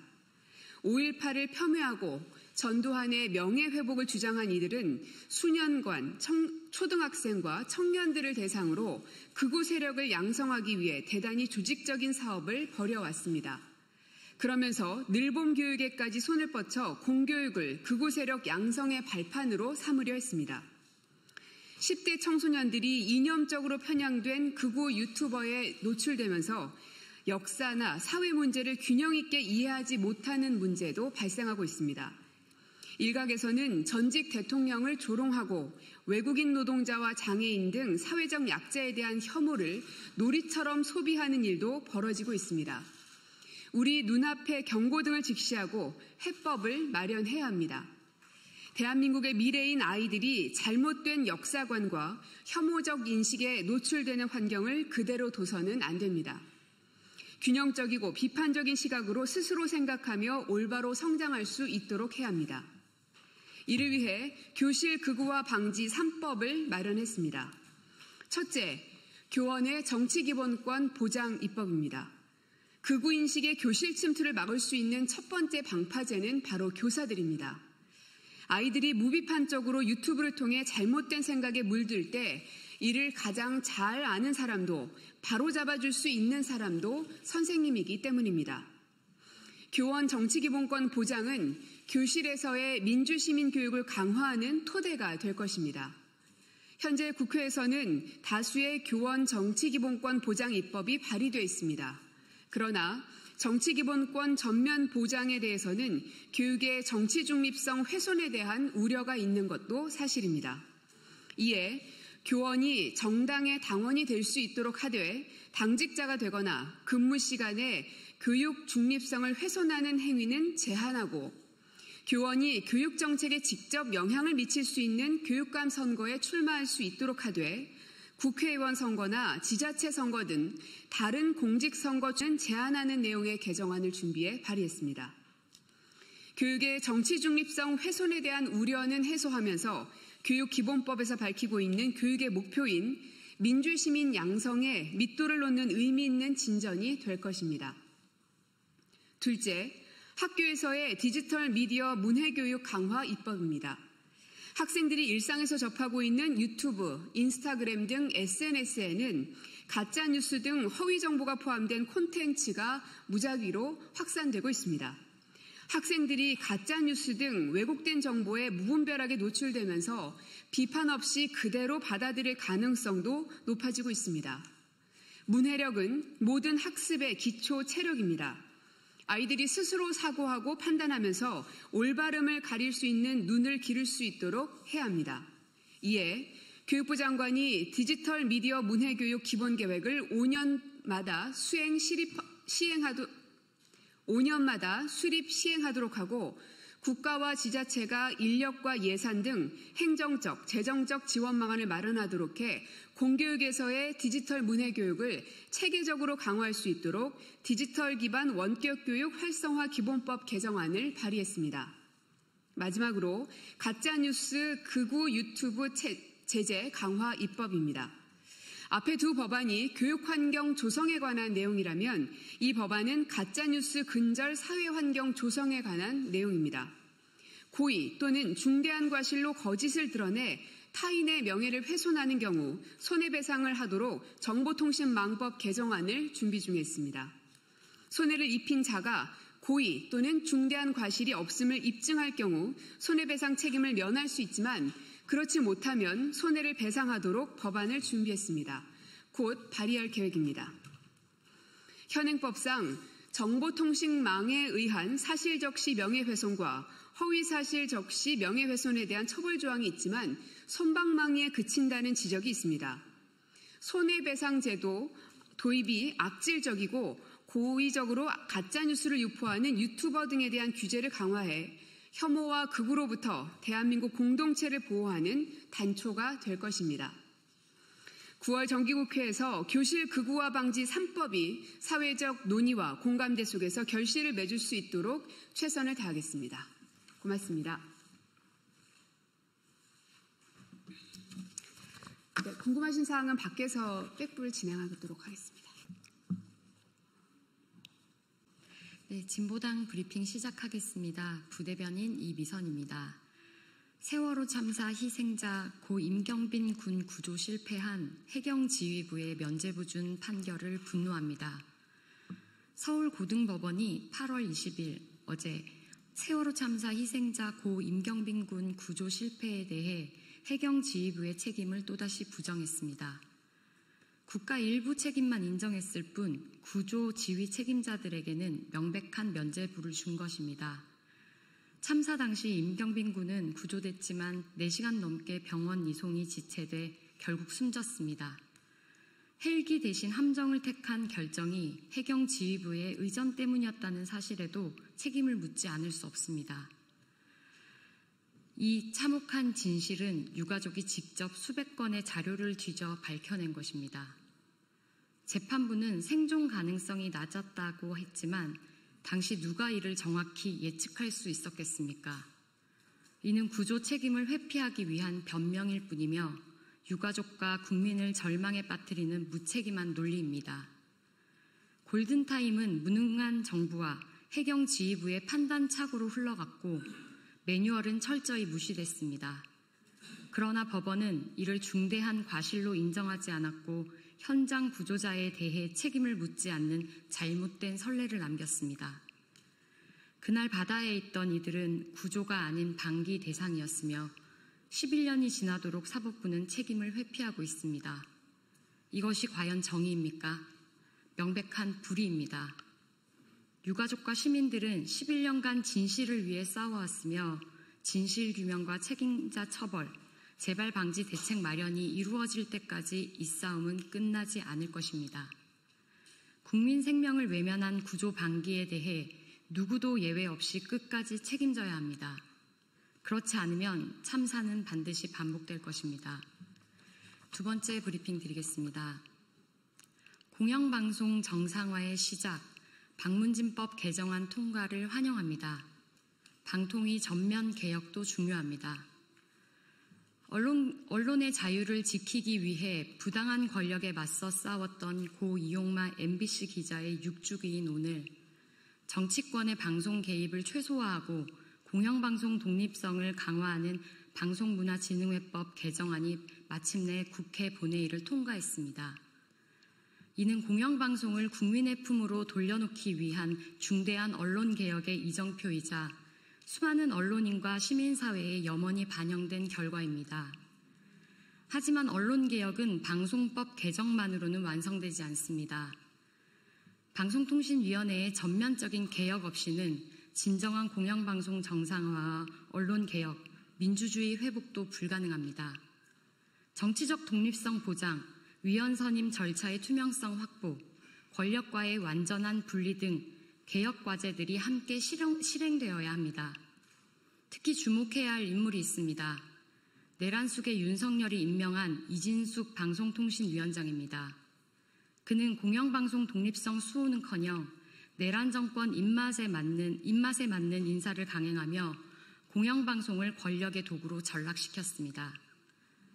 내란 정권 대통령 심기 경호에만 몰두하다가 윤석열 탄핵 이후에는 정쟁을 부추기며 자신의 입지만 챙기고 있습니다. 그의 행태는 자격 없음을 분명히 드러냅니다. 즉각 사퇴해야 합니다. 고 이용마 기자가 남긴 말처럼 세상이 바뀌는데 언론이 제 역할을 했다는 평가를 받는 날이 왔으면 좋겠다는 바람을 반드시 현실로 만들겠습니다. 그 시작은 방송 3법 개정이며 이진숙 체제를 끝내고 시민과 언론이 함께하는 진정한 언론개혁의 완성에 있습니다. 이상 브리핑 마치겠습니다. 고맙습니다.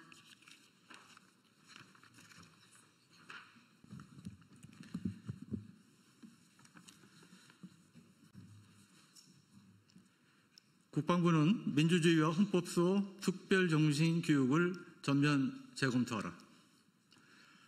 안녕하십니까. 국방위 소속 국민의힘 유영원 의원입니다. 오늘 저는 국방부가 현재 추진 중인 민주주의와 헌법소 특별정신교육에 대해 심각한 우려와 경고를 드리고자 이 자리에 섰습니다. 국방부는 지난 8월 8일 전군의 모든 장병과 군무원을 대상으로 오는 10월까지 이 교육을 완료할 것을 지시했습니다. 12.3 비상기염 사태를 계기로 군의 정치적 중립을 강조하고 헌법 질서를 확립하겠다는 국방부의 취지는 충분히 이해합니다. 그러나 교환의 내용을 분석해보면 군 기강을 뿌리째 흔들고 전투력까지 잠식할 수 있는 위험 요소들이 적지 않습니다. 첫째, 이번 특별정식 교환에는 항명죄가 성립하지 않았던 판례들을 일일이 나열하고 있습니다. 예를 들어 부하에게 내린 지각금지 명령, 중대장의 부하숙소 환기 명령, 해안경계부대 소초장의 음주 제한 명령 같은 사례들이 그렇습니다. 이러한 판례를 병사들이 그대로 학습하면 어떤 결과가 나오겠습니까? 이런 명령은 따르지 않아도 되겠다라는 왜곡된 인식을 심어줄 수밖에 없습니다. 전투 현장에서 명령에 대한 망설임은 곧 전투력의 붕괴를 의미합니다. 상명하복이라는 군의 근간을 무너뜨릴 수 있는 이 교육이 과연 누구를 위한 것인지 국방부는 답해야 할 것입니다. 둘째, 교환 속 이미지 또한 충격적입니다. 군인이 수갑을 찬 듯한 사파가 포함되어 있는데 이는 우리 군의 명예를 훼손하고 장병들에게 스스로 범죄자라는 낙인을 찍는 행위나 다름없습니다. 자긍심과 사기를 꺾는 이런 자료를 정신교육에 집어넣는다는 것은 군 스스로 자신을 부정하는 결과를 낳을 것입니다. 셋째, 교육 대상 설정 자체가 비상식적입니다. 명령의 적법성을 따지고 그 책임을 지는 주체는 지휘관입니다. 따라서 이 교육은 장성단과 장교단 등 지휘 계층부터 선행돼야 합니다. 그런데 국방부는 신병은 물론 간부 후보생 등 전 장병과 국무원을 모두 포함해 교육 대상으로 삼았습니다. 이는 곧 지휘 복종 체계를 뒤흔들고 책임을 병사들에게 떠넘기는 결과를 초래할 수 있습니다. 넷째, 이 중대한 교육을 법률 전문성이 부족한 정훈계통에 전적으로 위임했습니다. 교환 작성, 세부계획 수립, 교관 임무까지 몽땅 정훈 장교에게 떠넘겼습니다. 군에서 정훈 장교들은 헌법이나 법률 전문가가 아닙니다. 그 결과 교육 메시지는 왜곡되고 장병들에게는 부정확하고 불완전한 방식으로 전달될 가능성이 큽니다. 국방위 소속 의원으로서 간곡히 호소합니다. 우리 군의 정신교육은 장병들이 우리 적은 누구인지 명확히 인식해 하고 유사시 싸워 이길 수 있는 강한 자신감을 심어주는 방향으로 추진돼야 합니다. 그러나 이번 교환은 오히려 군 기강을 와해하고 전투력을 무너뜨릴 수 있는 방향으로 설계되어 있습니다. 이것은 교육이 아니라 안보를 이해하는 명백한 자해 행위입니다. 국방부는 즉시 이번 특별 정신교육의 교환, 교육 대상, 교감 편성을 전면 재검토해야 합니다. 그리고 무엇보다 지휘관부터 올바른 교육을 받고 책임을 다하는 구조로 다시 설계해야 할 것입니다. 군은 국가안보의 최후 보루입니다. 장병들이 혼란에 빠지고 지휘체계가 무너지는 사태는 결코 용납될 수 없습니다. 저는 국방부가 국가안보와 군의 명예를 위해 이 교육을 전면 재검토하고 장병들이 사기와 전투력을 높이는 방향으로 정신교육을 재정립해 주실 것을 안규백 국방장관께 강력히 촉구합니다. 2025년 8월 21일 국민의힘 국회의원 유영원.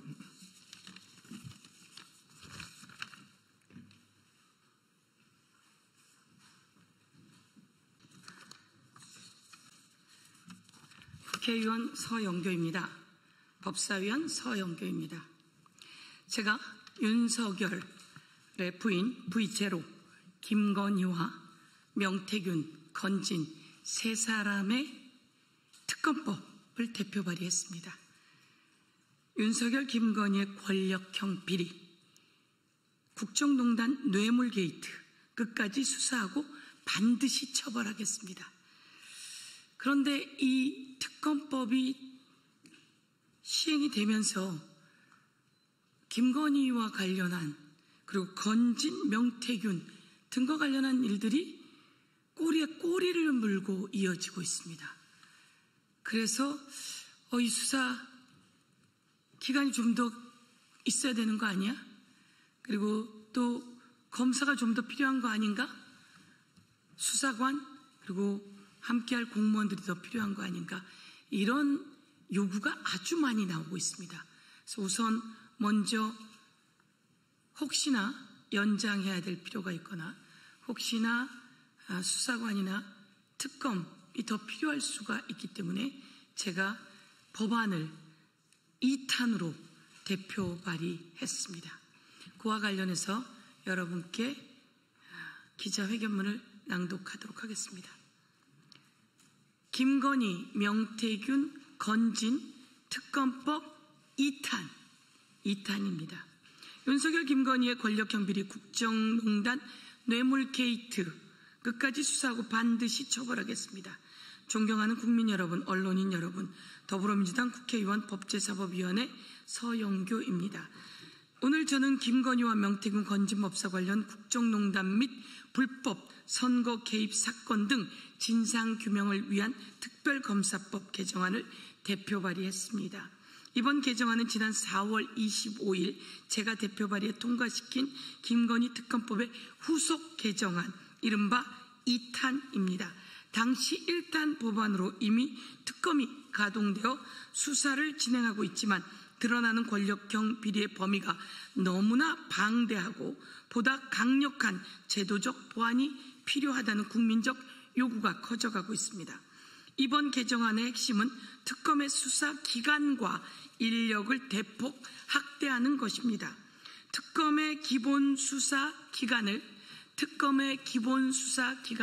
현행 90일에서 120일로 30일 연장하고 파견 검사는 현재 40명에서 70명으로 30명 연장합니다.